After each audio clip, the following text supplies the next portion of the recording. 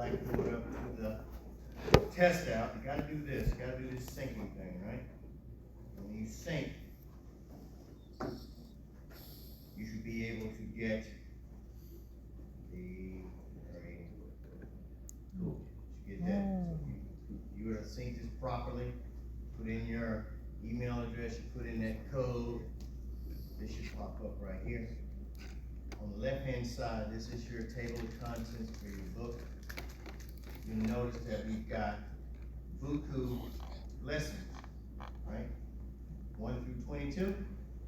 We're only gonna focus on 1 through 10, right? And because Mr. Dell is such a great instructor, you already did lessons. And? Okay, they done. As far as I'm concerned, no lecture on those. Just do the lab and do the quiz. I think each one has a quiz in there, right? When you scroll down over here, quiz. There's one little funky thing you gotta be careful about when you're doing this test out. You might run into a problem. I'm suggesting that in order for you not to run into this problem with these labs, so let's do lesson 1. There are no labs in lesson 1. The reason why I know there are no labs in lesson 1 because I don't see a little rat or mouse, right? You see a mouse, it's probably gonna be a lab. All I see is a bunch of what I call blah, blah, blah. Blah, blah, blah. Blah, blah, blah, blah. Blah, blah, blah. I used to know this guy in France, his name was Serge.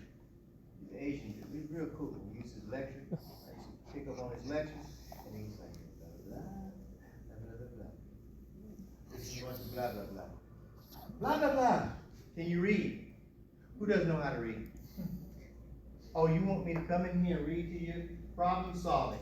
Problem solving skills require that an IT I ain't doing that. That's blah, blah, blah. So when I say blah, blah, blah, that means you go do the blah, blah, blah. I'm not gonna do the blah, blah, blah. So this is all blah, blah, blah. So we have nothing for this week, but blah, blah, blah. Right? Oh, that's a quiz right there. I don't see it over here. That's a quiz. Let's see. Where are we? Here. Mr. D. Skills, best practices, troubleshooting. I see no lab. I'm sorry, I don't see no quiz. There's no quiz, right? Lesson 1, Introduction to IT Specialists. Do you see a quiz? Nope. Now, I'll tell you this. Now, if you're serious about this IT, cyber, database, web development, programming thing, if you're down for this, I would do the quiz just for the giggles, because that's what I do. But you do you. But it's not there. So this is a whole bunch of blah, blah, blah. All right, so now let's do number 2. And then we're going to do this next week. Now watch this. Tell me when you see a rat. Mouse. You see a mouse? You see a rat? So guess what? That's a lab. Right? So I got a feeling you might have to do this one. You see another rat? That's another rat. So that's a lab. Huh? So be careful when you see those cats. That means that you probably have to do that lab. And here's the tricky part. If I was to go to this, we'll do this. We'll do this next week. Let's not wait for one time. We're ready to go. You got a lesson to do. So I come back to this: how to navigate this sucker. Right. So right now, I just want to do my lecture, and then I'm talking enough. Get going. Let's go back to this one. You're still in lesson 1. So this is all blah, blah, blah. But Mr. Darrell's got a treat for you. We're gonna run through this, 9:15, we're gonna be out by 10. Okay, so now let's get to it. All right, a computer. Now I'm gonna go over this every time, every Wednesday, I'm gonna go through this over. Just pound it in your head. A computer has major components.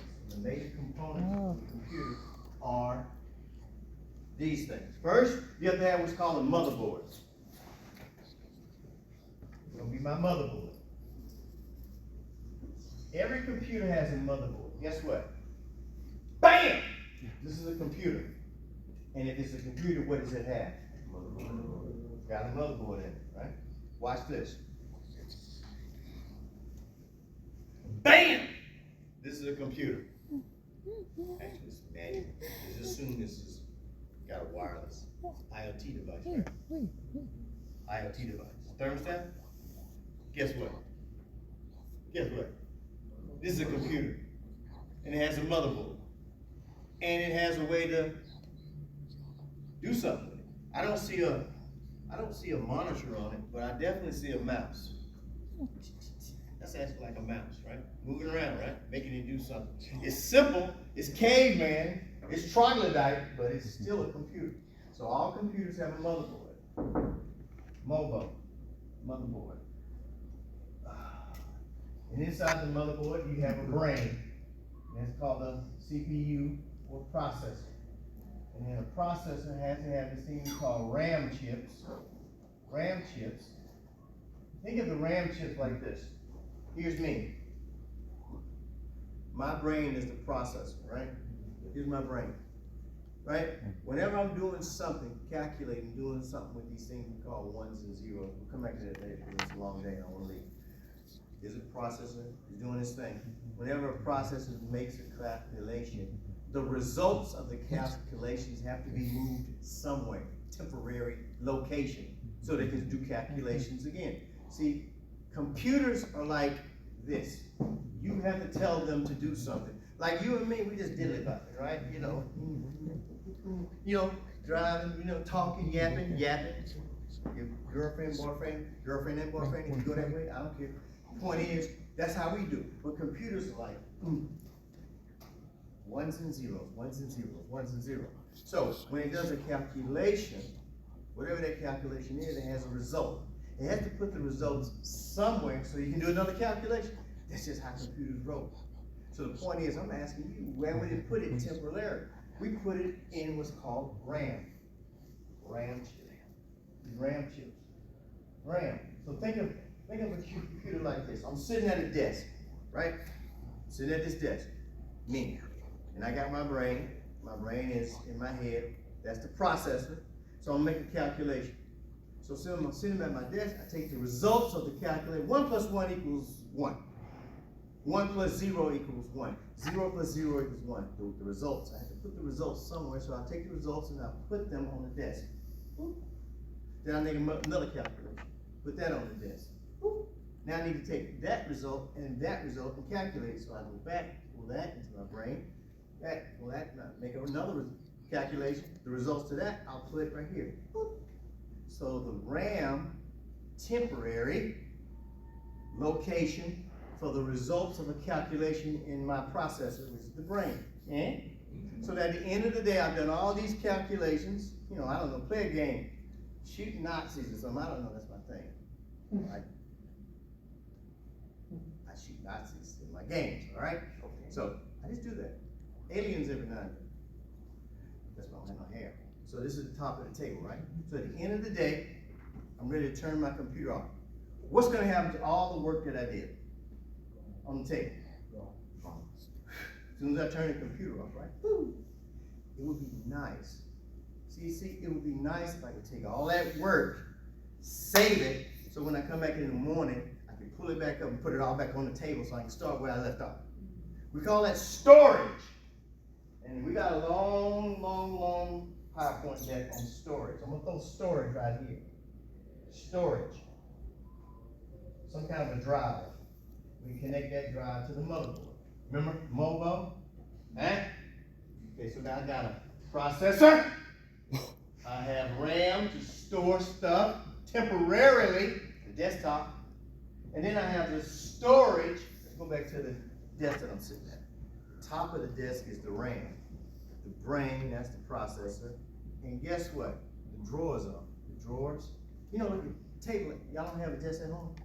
I don't know what y'all young people do. I stay at a desk. And the desk has drawers in it. And inside the drawers are what? Folders! Okay, folders. Okay, so I got a folder. You're funny, Mr. Davis. Huh? You're funny. I'm stupid. But when you yeah. Okay, thank you. I'll take that as a compliment. Take a compliment, Mr. D. Folders. And inside a folder could be what? Another folder. And And inside that folder could be another folder or some kind of a document, right? Or something, right? Malware, who knows? So storage it's not permanent because you can delete, but the point is when you turn your computer off, you know you can come back and get it. Storage. Now don't get that, that's a big question mark because I'm gonna take you there. I'm gonna take you about storage later on. Teach you something, turn you to an engineer. Storage is here, motherboard, brains, temporary, to where we send information down here. After that, everything else is just side pieces. Whatever your side pieces. Man, woman. I don't know what y'all do. Side action. Main thing is the motherboard, brains, temporary. I'll just say permanent for now. Right? Because when you turn it off, I can still get it. You feel me? Okay, enough talking. Enough yapping. Go back to my favorite stuff, which is these videos. 920. How does this work? You deserve the best. At Harbor Freight, you can afford Sorry it. about this. We design our own. If you work with computers, you've likely heard terms like RAM, hard drive, and processor mentioned by tech support or others who are more interested in what goes on inside of a computer's case. Right. If you've always wondered what the various components of your computer are for, but have never really had the time to look into it, then this video is just for you.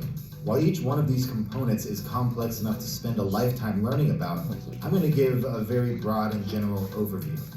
A typical desktop computer comes down to these 7 essential parts: case, power supply, motherboard, CPU, RAM, hard drive, and graphics cards. Okay. These are the fundamental parts of any desktop computer.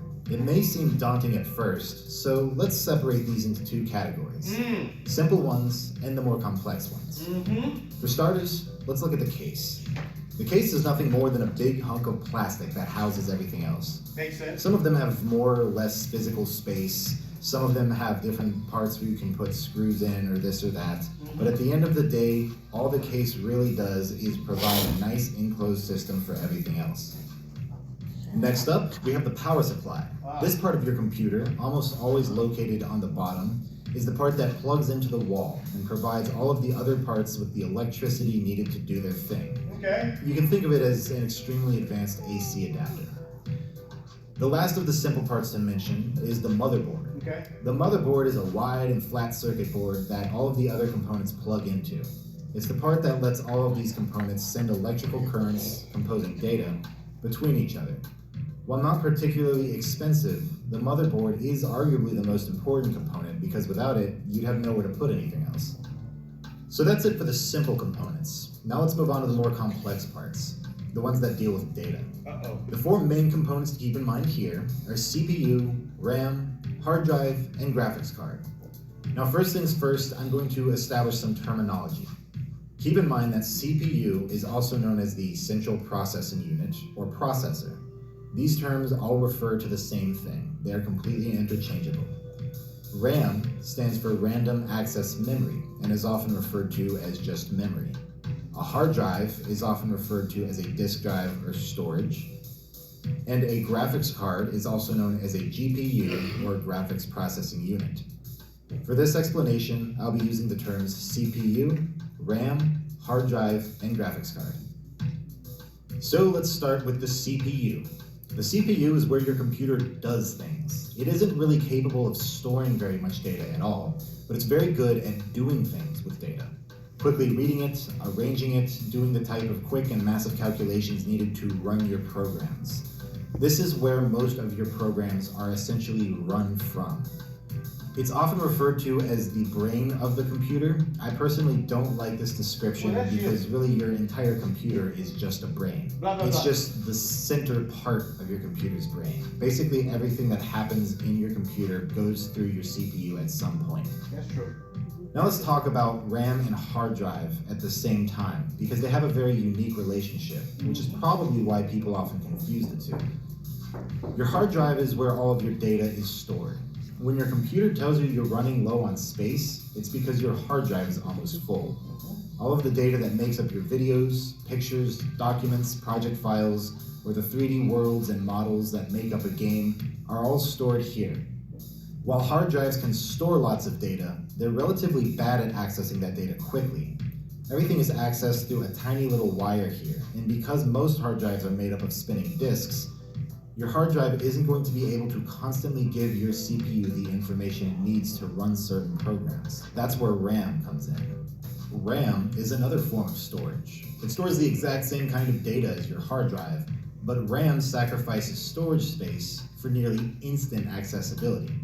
Unlike your hard drive, which sends all of its data through a tiny little thin wire, your RAM is arranged in these long, thin sticks that insert into your motherboard. Think about a storage unit. If you have a massive warehouse with only a thin doorway, it's going to be difficult to get in, find what you need, and get out if it's kind of spread all over the place. You'll have to go through a tiny door. But if you have a long, wide storage shed that's got a big, massive garage composing an entire side of it, you won't be able to store as much, but things are significantly easier to get to. Typically, if your computer has 1,000 gigabytes of storage space in your hard drive, it's likely got about 16 gigabytes worth of RAM. Here's where you put the stuff you own but you aren't currently using, and this smaller one is where you put the stuff that you are using and need to be able to get in and out of quickly. When you run a program or a project file, your CPU identifies what parts of data are needed for that program to run. It pulls them from your hard drive, and then it stores them in your RAM sticks for quick accessibility. This is why when you start a new level of a game, for instance, it has to load. Anytime you see loading, it's loading the data that composes that level from your bulky hard drive into your RAM. From a user's perspective, just follow this rule of thumb. RAM allows you to run intensive programs, while disk space allows you to have more of these programs installed. It also allows you to have more of the data they're referencing, whether it be pictures, videos, or mods. And finally, we get to the graphics card.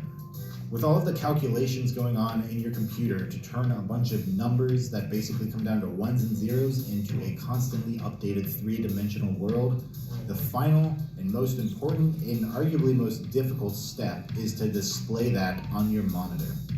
It's possible for your motherboard to do this alone, but it's not going to look good, and it's certainly not going to be able to do much. Your graphics card is essentially an entire computer in and of itself, dedicated to the sole task of figuring out what pixels need to light up on your screen, in what color, and at what time. If you were playing a game that had a very busy and high texture world with lots of models and different angles and colors, your CPU is the thing that creates that world. It knows where the stuff is, and it does so with data that's been stored in your RAM, which was loaded out of your hard drive, but it's your graphics card that figures out what it's supposed to look like based on where you're standing in the world. Without getting too off topic here, if you're somebody who likes math, I highly recommend you look up fast inverse square root, which is directly related to how three-dimensional worlds calculate perspectives. So that pretty much sums it up. There are other components worth mentioning, such as cooling systems or internal wireless cards, but really those are extras. So to summarize what I talked about so far, the case stores everything in a physical box. The power supply gives electricity to what needs it. The motherboard is the body that everything plugs into. The CPU does everything. RAM stores data that is needed for quick access. Hard drives store everything that you have installed and the data that goes along with those programs. Well, the graphics card figures out how it's all supposed to look on your monitor. Well, thank you very much for watching. I hope I helped, and if you have any questions, feel free to leave. Shut up. Okay. So now, main stuff, what I'm gonna do, every week, I'm gonna go over here, I'm gonna add some more stuff, and I just need you to know this stuff. Look, I ain't gonna test you on it, maybe test out a little bit. I need you to understand the main components of the system, because I assume that y'all serious about this, right? So from now, ain't nobody gonna do what I do. They're gonna already assume you know this or you're gonna read a book. But I'm gonna tell you about that computer. I'm gonna tell you about that computer. I'm gonna tell you about that computer. Because after this class, you ain't touching nothing. Nothing. All of it is up here. You sitting at that desk and you making stuff go. But you're gonna remember, because you're gonna remember what Mr. Darrell told you about that. On that drone, or on that truck that's driving with no person in it, you know that it's got a motherboard in it. All right. So, where these motherboards come from? I mean, how do we, what's up with them? How do you create a motherboard? Really?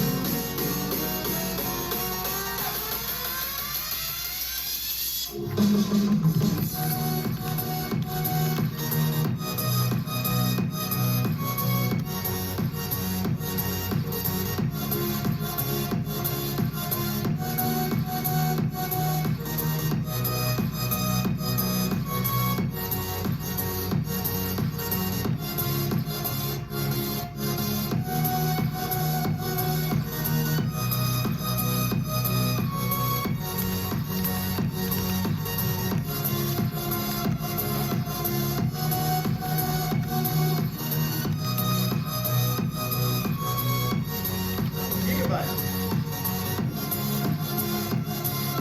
It's a major manufacturer of motherboards,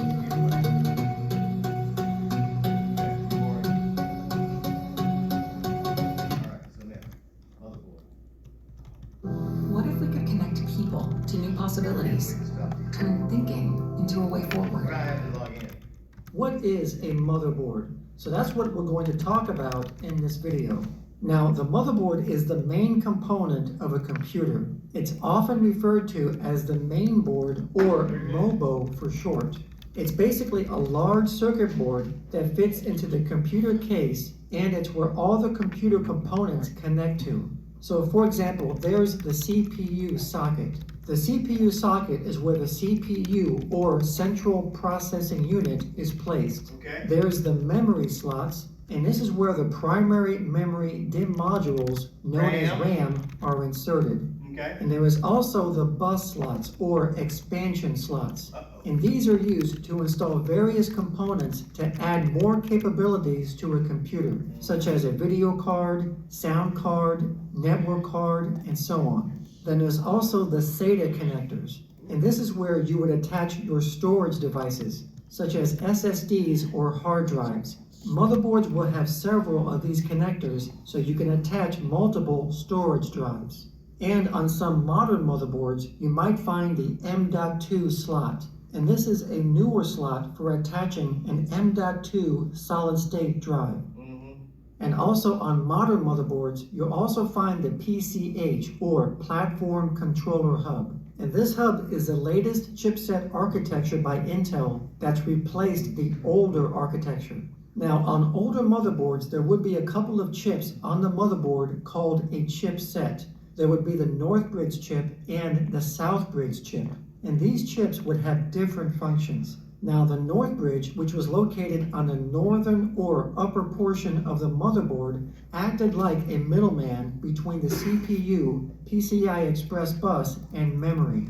And the Southbridge, which was located on the southern or lower portion of the motherboard, was responsible for things like the standard PCI slots, SATA connectors, USB ports, and so on. So in order for the CPU to communicate with these lower interfaces, it had to go through the Southbridge. But now this architecture has been replaced by the Platform Controller Hub chip. In the PCH architecture, the functions of the Northbridge have been largely integrated into the CPU. So the Northbridge chip has been completely eliminated, and the functions of the Southbridge are now done entirely by the Platform Controller Hub chip. Now, motherboards come with several input-output interfaces, and these interfaces are largely located on the rear input-output panel of the motherboard. Okay, let me ask you this. What is this right here? Anybody know? Audio? Okay, cool. Sounds good to me. What do you think these cats are? USB? Uh-oh. I hear some engineers somewhere. Bet you don't know what this is.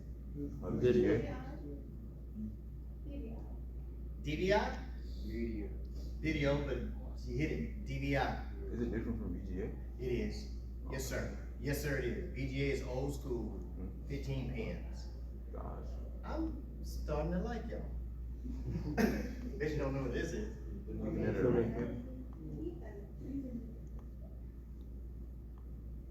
And? Oh my God. Brainiacs. Okay. Okay. We might learn something in this class. All right, let's see if we can finish this. So for example, the most common interface on a motherboard is a USB port. USB stands for Universal Serial Bus, and motherboards will typically have several USB ports because there are so many different peripherals that utilize the USB interface, such as keyboards, mice, cameras, external drives, and printers. Okay. And in addition to connectivity, the USB port also supplies electrical power to that specific device. Now, the majority of USB ports are mounted in the rear input-output panel, and some are located on the surface of the motherboard. Some motherboards will also have a built-in video adapter, and this is known as integrated video, because the video adapter and the motherboard are essentially one unit. Right. Older motherboards will have either a DVI or VGA port, while modern motherboards will have an HDMI port or a display port. Now, integrated video adapters are not very powerful. I hate to stop. This is what we mainly use. That's HDMI. Right? Yeah. Main. It's not the best. I mean, it's not the most. I shouldn't say the best, but the DVI is the one that really gives you the crispness of your video, right? I could be wrong. I don't know. They are good for normal everyday use with light applications, but when used This is for old school. extensive graphic applications, such as gaming, they can fall short. That's why a lot of people will bypass the integrated video and add an expansion video card that has enough power to suit their needs. And some other things that would appear on the rear input-output panel is the network interface card. Okay. And this port is designed for an RJ45 connector with an Ethernet cable to connect the computer to a network. And there's also a sound card. And just like integrated video, if a motherboard has a built-in sound card, then this is known as integrated sound. Okay. A sound card is what processes audio through the computer's speakers. Audio. I'm digging it. What's next? Now, motherboards come in different shapes and sizes, and this is known as a form factor. And the most common motherboard form factor that's used in PCs today is ATX. ATX stands for Advanced Technology Extended. It was created in 1995 and is now the de facto standard form factor for PCs today. A full-size ATX motherboard is 12 by 9.6 inches. Now, prior to the ATX was the AT form That's factor. old school. AT stands for Advanced Technology, and this was used in the 1980s and was developed by IBM. AT motherboards are 12 by 13.8 inches in size, and they are no longer in development since the succession of the ATX. Another version of the ATX motherboard is the Micro ATX. Okay, that's Micro what we got. ATX motherboards Micro are ATX. smaller than ATX boards, as its name suggests. Micro ATX boards are 9.6 inches by 9.6 inches. So it's a square design compared to the standard rectangular design of the ATX. These boards are cheaper than ATX boards and were designed to fit in smaller computer cases. They also have fewer features and consume less power than a standard ATX board. So thank you all for watching this video as an introduction to motherboards. And if you want to know which motherboards that I recommend, I'll put a list in the description below of this video. So please subscribe and I'll see you in the next video. Where you going? Shut up. Okay. All right, some more stuff here. Almost there. You ain't 10 yet. So, Okay, guys and gals, Mr. Westfall here. Today I'm going to be talking about the different pieces and parts and components of the motherboard. So what I've done is I've removed a motherboard from the system unit. And today I'm just going to basically just point out some pieces and parts. Okay, so the first thing I want to talk about is the CPU, or the central processing unit, and that resides here on the board. okay. It sits in what is known as the CPU socket. Socket. Okay, CPU socket. Okay. So the socket allows the CPU to interface with the board, and it simply just snaps into the board like so, okay? Now that's usually paired with what is known as the heatsink. And a heatsink, basically its job is just to transfer the heat from the CPU to this thing, okay? And you've got a fan blowing on it to keep the CPU cool, because as it's doing all its things, calculations, so on and so forth, it gets very hot. Okay, next thing I want to talk about is the North Bridge, and that resides here on the board, and that also has a heatsink. The South Bridge chip is here. Sometimes that has a heatsink depending on the model of the motherboard, but usually it does not. And then lastly, we've got our ROM, read-only memory chip, and this stores the system firmware. Okay, so we've got our CPU, North Bridge chip, South Bridge chip, ROM chip.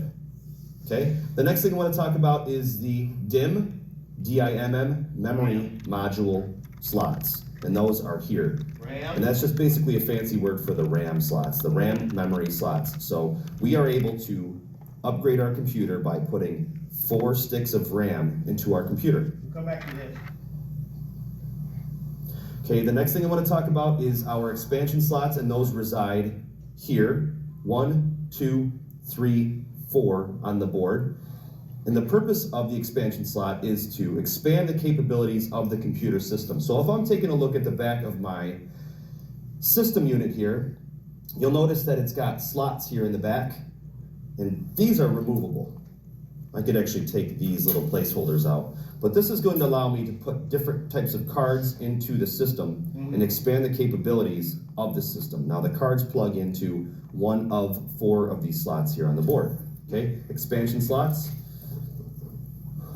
Next thing I want to talk about is the data cable ports, We'll come back to and those reside here Old school.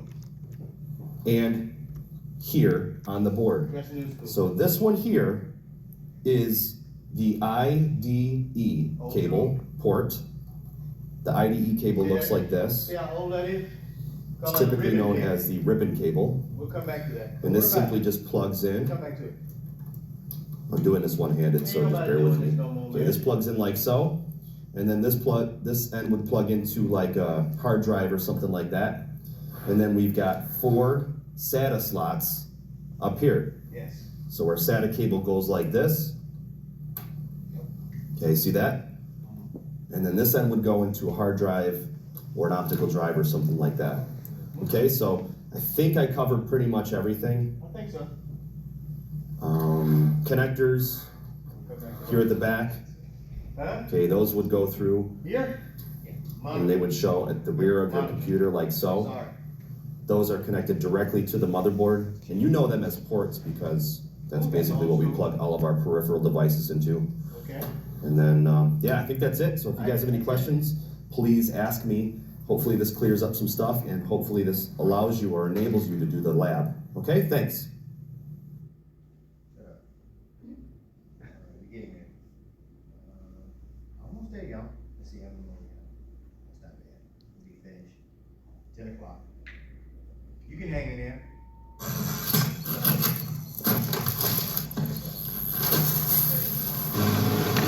This is a PC motherboard. It's the main circuit board that connects all the hardware components of a computer. There's a bunch of different sizes, but there's really only 3 that most PC builders need to know about.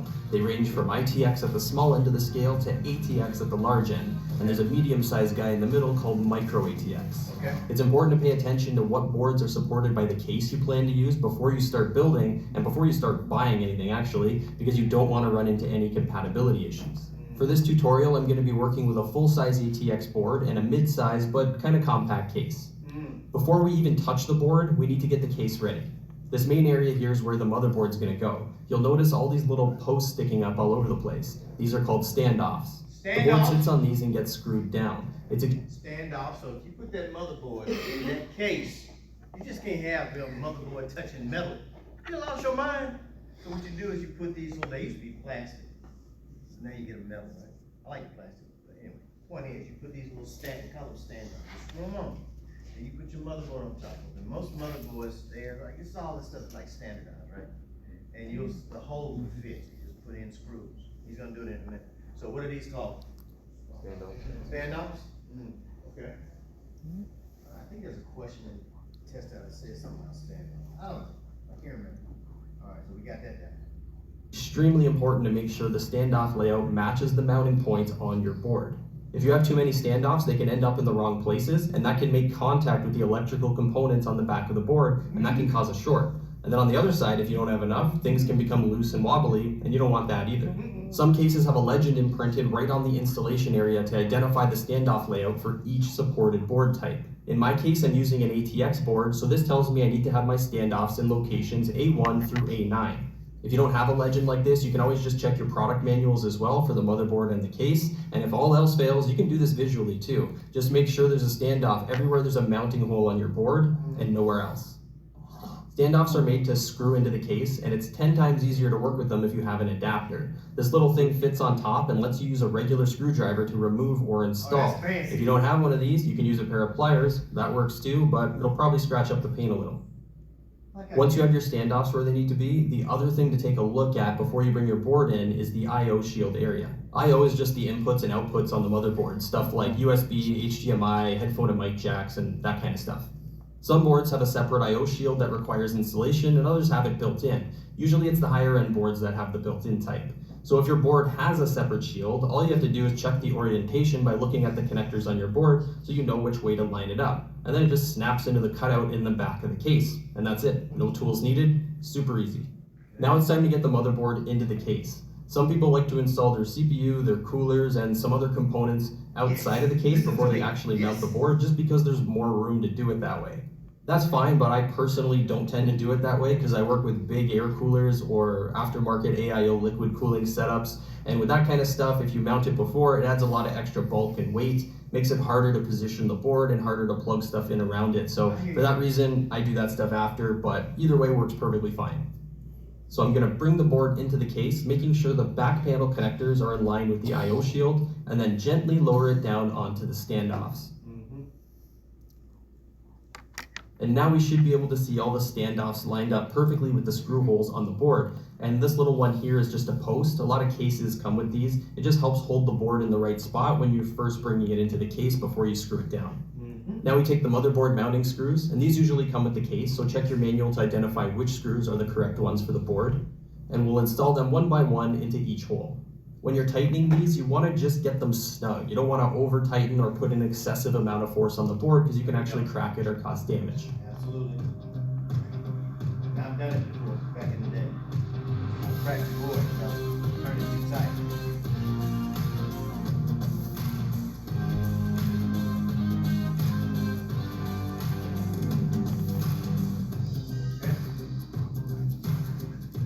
You gotta rock this thing, you know.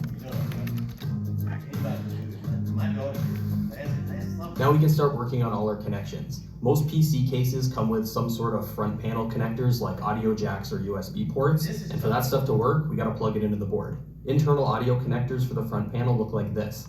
They can only plug into the audio header one way. You just look at the connector and make sure it lines up with the pin layout on the header itself. And if you're not sure where these headers are on your board, just open up the manual and it'll have a diagram that identifies the location for you. So I'm just gonna align it with the pins and gently push it down on there like that. Nice and easy. Next is the front panel USB. It looks like this. Again, I'm just gonna line it up with the pins on the header and gently push it down into place. This is a USB-C connector for the front panel. It looks a bit different than the one we just installed for the standard USB ports, and these usually plug in over here near the main power input, but again, check your manual because different boards have different layouts. And now for my least favorite part, the power switch, reset switch, and front panel LEDs. These all connect with these little tiny wires into a set of pins usually located in the bottom right corner of the board. It's a pain because the wires are really small and hard to work with. The pin layout's usually printed right on the board next to the connector, but it's really small and hard to read, so I always just go to the manual and follow the diagram in there. So we need to take each wire and push it onto the pins according to the diagram, paying attention to the polarity of the cables. That's the little plus and minus symbols on there indicating positive and negative. It's definitely not fun handling these little cables like this, but just take your time and make sure you get them on the right pins. This is a PW. Real quick, you notice that the motherboard was not in the computer. So that's how he's able to do that. But when you got that motherboard in there, you try to put them cables on there, and you gotta try to get you a little light, right? You know how y'all young folks do, right? Get down in there, just take your time. It'll work itself out. Fan connector. You'll likely have one of these that needs to attach to the CPU fan header on the motherboard to cool your CPU. And you might have other ones as well for cooling fans in your case. For these ones, I'm just going to attach them to the system fan headers. If you have any addressable RGB lighting, this is what that connector looks like. And just like everything else, it just slides right onto a set of pins on the header. Nice and easy. Now let's get the main power cables connected. Most boards are going to have a main power connector, and that's this big 24-pin slot here. And CPU power connectors as well. These can be 4 or 8 pins each, and higher end boards will most likely have more than one. If we look at the cables that come from the power supply, there's a little clip on there that locks onto the connector on the board to make sure it doesn't come out. Starting with the main power, we can just line it up so that the clip is on the correct side of the connector, and then press it down until it locks into place. And it's the same thing with the CPU power cable, so we can just repeat the process up here. Perfect, that's it. Now we can continue with the system build and getting all our other hardware installed. If you need help installing your CPU, RAM, hard drives, solid state drives, or CPU coolers, check out the PC building. Nope, you boring me now. You deserve the best. At Harbor Freight, you can afford it. Performance. How to install a motherboard into a desktop computer. Installing or replacing a motherboard is arguably the biggest, most complicated upgrade you can do to your system, but even then it's relatively straightforward and actually not all that hard to do. So let's get right to it. With all motherboards, the very first thing you always do is install the motherboard backplate into your case. Now you don't need this for it to function, but it makes the computer look nicer as well as helps protect it from dust. All you have to do is orient it correctly and push it into place from the inside of the chassis. Chassis is a fancy word for case. I just use it instead of the word case again because I want my voiceover to sound professional. To make sure it's not upside down, simply take a look at your motherboard. All of the ports should be on the upper left side of it.